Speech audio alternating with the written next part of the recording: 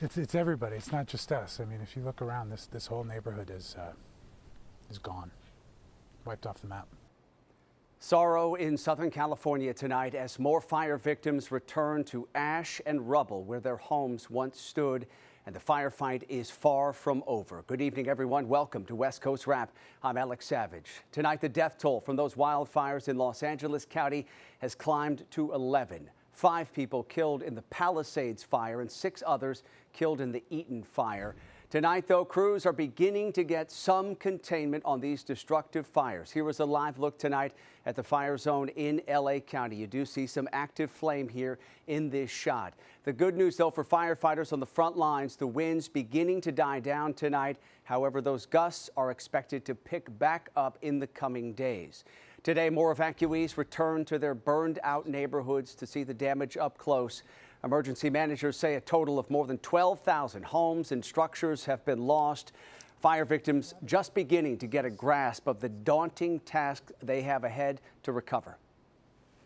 We've been dealing with fires ever since I can remember, usually more closer to the foothills. Never in a million years would we think that a fire would come down and completely destroy not just this neighborhood, but half or more of the entire Pacific Palisades.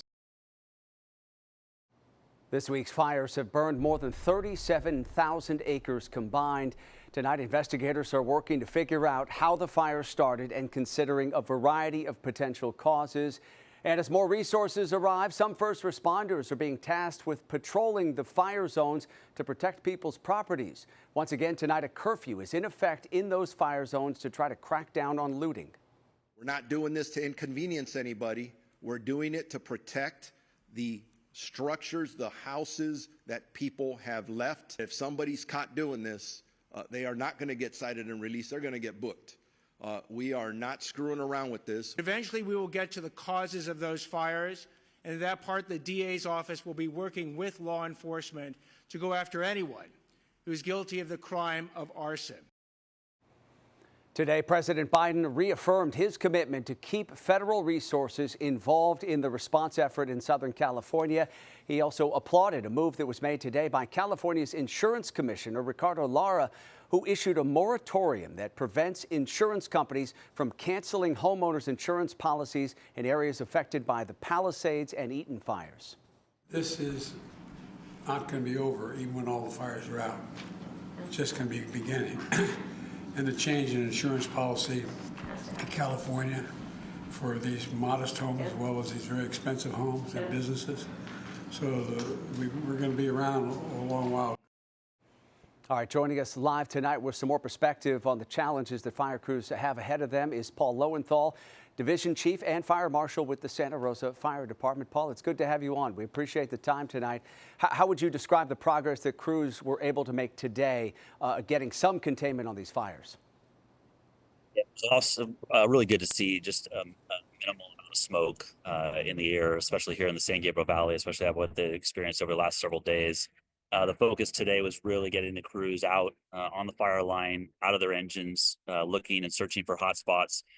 Making sure that nothing flares up, given the conditions that we have here in Southern California with just how absolutely dry it is here in the southern part of the state.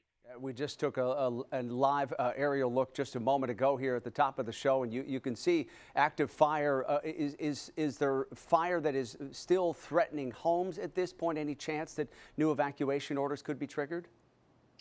Yeah, so there's a couple fires in Southern California, as you know, the Palisades fire, and then there's the Eaton fire, which is where I'm at here at the Rose Bowl. The volume of personnel that are deployed on both fires is pretty incredible to see. It just shows how amazing our master mutual aid system is across the state, where like we saw in Northern California, the resources that we needed poured into our communities, and we're able to return the favor and pour those resources back down here to the south where they absolutely need it. I can't obviously speak very much to what's taking place over at the Palisades fire, but know that here in the Eaton fire itself, there's a lot of devastation. There's a lot of work to be done, but there's a lot of crews that are out putting in 24 hours a day work to make sure that any additional property damage is minimized, and we're doing everything we can with our boots on the ground and our eyes in the sky to help get the percentage of containment up. Yeah, absolutely. And obviously it's encouraging to hear that there at least is some containment on these fires. But as you look ahead to the coming days, and obviously you're always tracking the weather, another red flag warning is on the way for Monday. How much concern is there on the ground about these fires getting some strong winds on them once again and exploding? That is obviously the concern, and that's why you're not seeing those percentage of containments come up as quickly as people would like. There's a lot of work that has to be done to make sure the hot spots are out, that there's no potential threat of those winds pushing a number outside of the potential containment line. So we're not going anywhere. The crews that are here aren't going anywhere for a long time, and not only to make sure that we're doing everything we can to button these up, but to make sure, again, that nothing has the potential of spreading. And keeping a lot of resources available and in play in the event that anything else pops up around Southern California. But it's encouraging with what we saw here, at least locally, with, again, just the minimal fire activity, but know that there's a long way to go and a lot of work to be done. And hope to see those percentages of containment go up as the recovery starts to move forward. Yeah, absolutely. Obviously, Paul, a lot of questions about how all of these fires started this week in the midst of this ferocious windstorm. Can you just sort of give us a sense of the work that's happening from an investigative standpoint to try to pinpoint how these fires may have been started?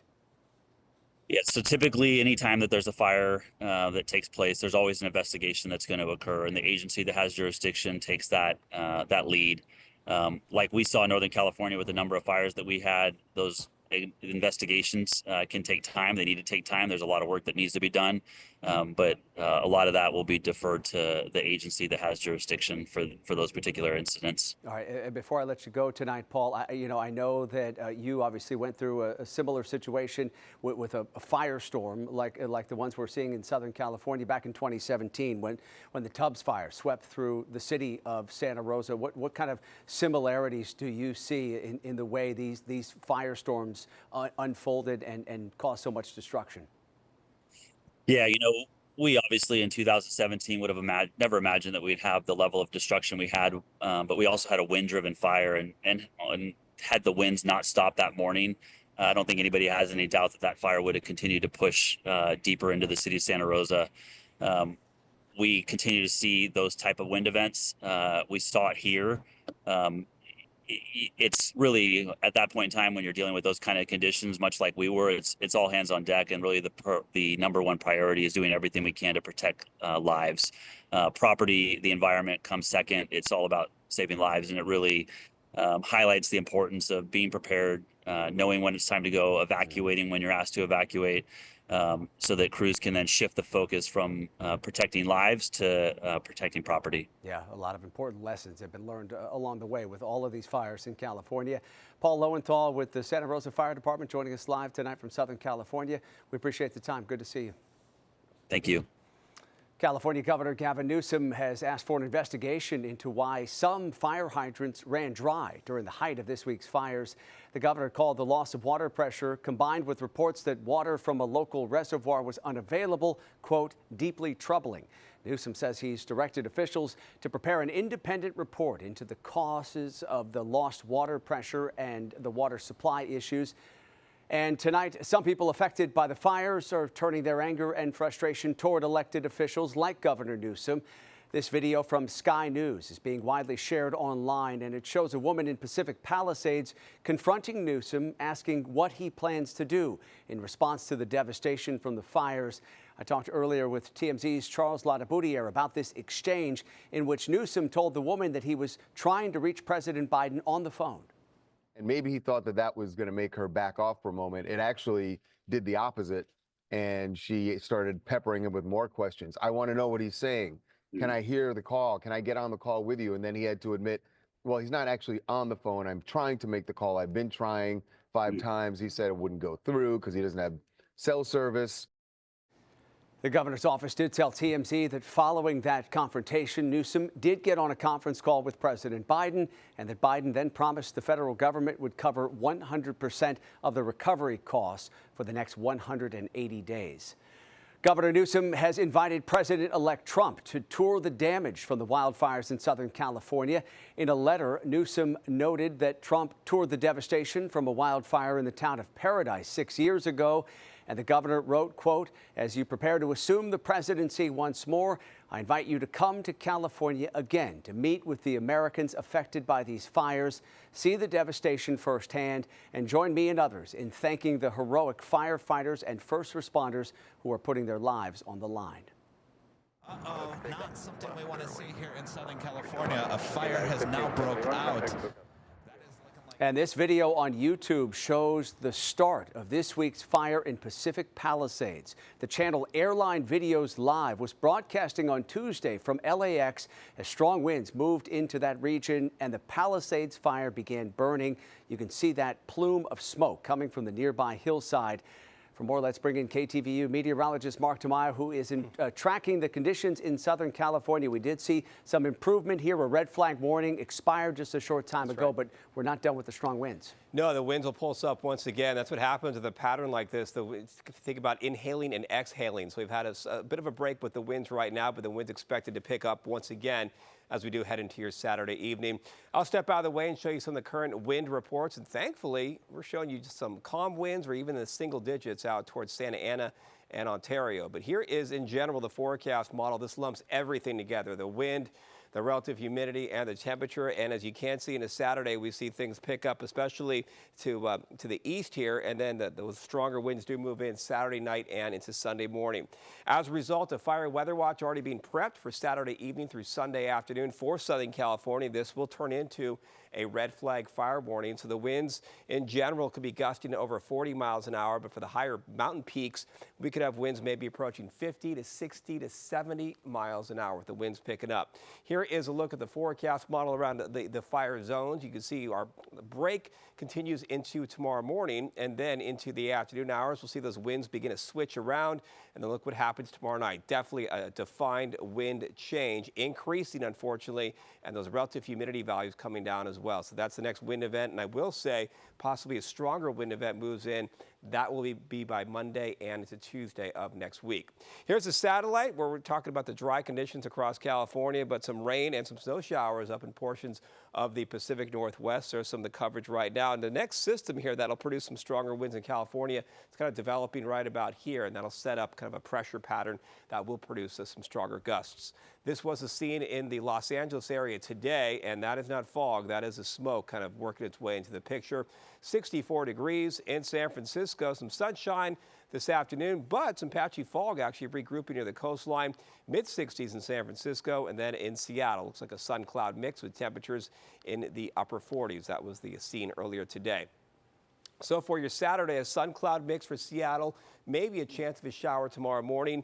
Gusty winds for the San Francisco Bay Area, the possibility of some snow out toward Denver. And of course, with all that fire activity, the smoke will continue to be an issue for Southern California. Here is the forecast model into your Saturday, maybe some mountain snow up in the Pacific Northwest, but it is dry for California into the weekend for both Saturday and into Sunday. And as you can see here, the next 3 days, tracking lots of clouds up in Seattle, lots of sunshine and some wind for San Francisco. Mostly clear skies for Phoenix and in Los Angeles. They'll have the smoke for tomorrow. The winds do pulse up once again tomorrow night and Sunday. And Alex, possibly into next week, Monday and Tuesday, we could be talking about another round of offshore winds developing. So we're getting a break right now, but that fire threat will continue tomorrow night and then once again into early next week. Yeah, really a long way to go with those fires. Mark, thank you. Coming up tonight here on West Coast Wrap, harrowing stories of escaping the flames. Tonight, we're live in hard-hit Altadena, where some people are sharing what they've been through over the past 4 days. Plus, people across the West are stepping up to help those who've lost everything in the Southern California fires.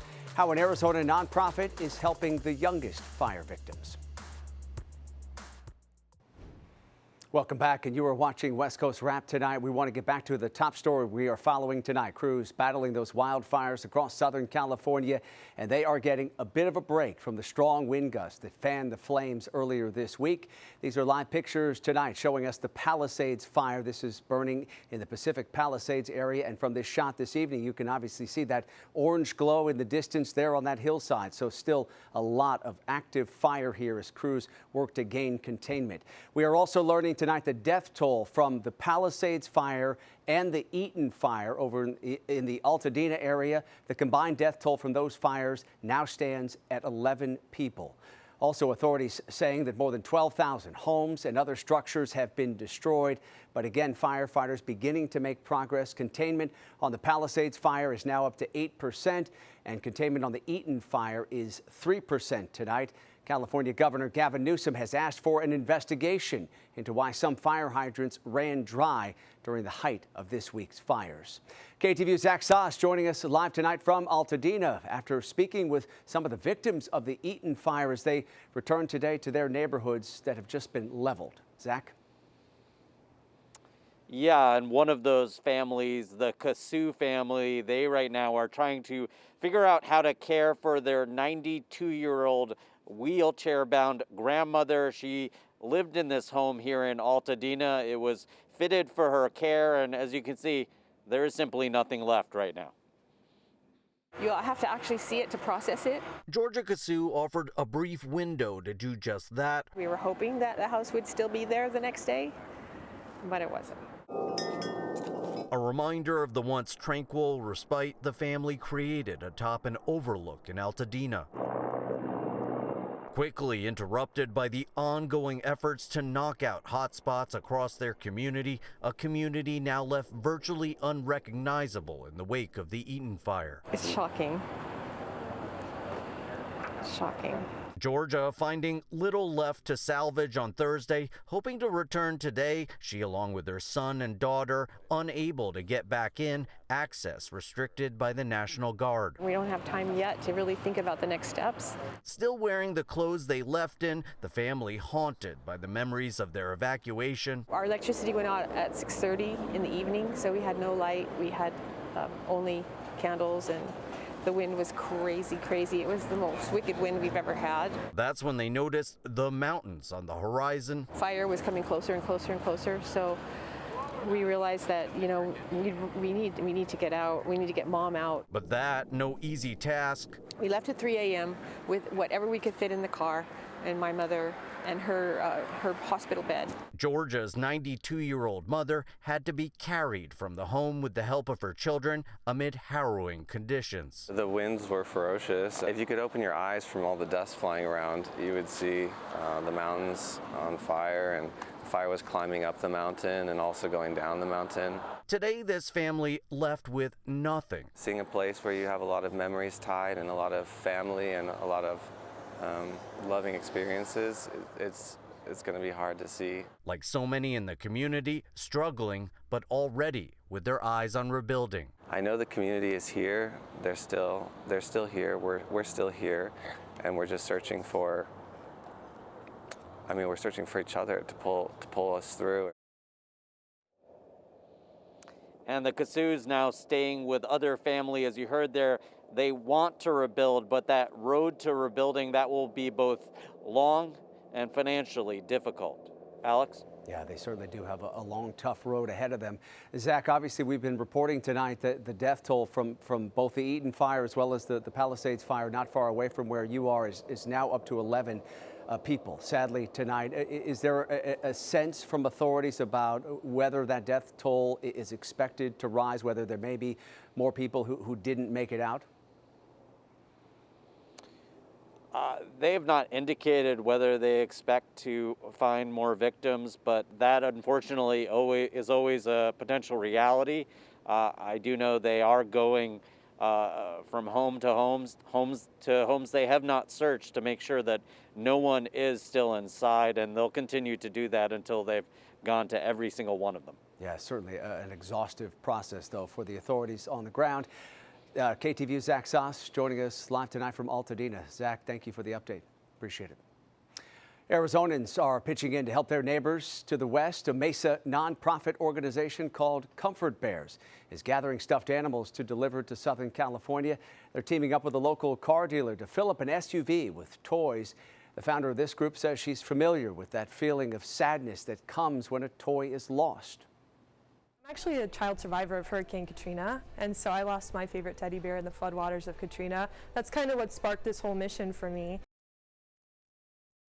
Volunteers will be delivering the toys tomorrow for children who have lost everything in the wildfires. 20 volunteers from the Portland area flew down to Los Angeles today to help out in Red Cross shelters. They'll be delivering food, water, and clothes. Daryl Fuller has been a Red Cross volunteer since 2018. He says the Palisades fire is one of the largest fires he has ever responded to. And being only a few days into the disaster, it's hard to calculate how big the response needs to be. I've been to California more times than I can remember. We know we had 1,000 people in our shelters last night. It could be twice that tonight. The Red Cross volunteers who left today will be down in LA for 2 weeks working in the shelters, although they could be asked to stay longer than that. And several Las Vegas hotels are offering deep discounts to fire evacuees who are looking for a place to stay. They're suggesting evacuees reach out to each hotel directly to see how they can be accommodated. We can also tell you that Airbnb hosts across the Las Vegas Valley are also taking in fire victims as well. And at our website, westcoastwrap.com, you can stay on top of the latest updates coming from the fire zones in Southern California. Our online coverage here includes links to information on how you can help out the victims of these fires, as well as the first responders. Coming up tonight here on West Coast Wrap, the Supreme Court appears likely to uphold a law that could lead to a ban on TikTok here in the U.S. How the arguments played out during today's hearing in front of the High Court. President-elect Donald Trump will enter the White House as a convicted felon. Today, a New York judge officially sentenced Trump for his business fraud conviction, the only criminal case against Trump to reach a verdict. After a 2-month trial last spring, Judge Juan Merchan sentenced Trump today to an unconditional discharge, meaning no jail time, no fine or probation. The president-elect and his attorney appeared in court virtually from Mar-a-Lago. This has been a weaponization of government. They call it lawfare. Never happened to any extent like this, but never happened in our country before. And I'd just like to explain that I was treated very, very unfairly. Trump insists he did nothing wrong, but a New York jury did find him guilty on 34 counts of filing false business records related to payments made to adult film star Stormy Daniels to cover up an alleged affair. Trump said he plans to appeal the sentence and conviction. The Supreme Court heard oral arguments today over a potential TikTok ban in this country. After about 2.5 hours of arguments, the justices appeared likely to uphold the ban. The government has ordered the app to shut down in 9 days over concerns that it poses a risk to national security. TikTok's parent company, China-based ByteDance, has been told to sell the app to a U.S.-based company or be blocked. That does it for West Coast Wrap. Good night.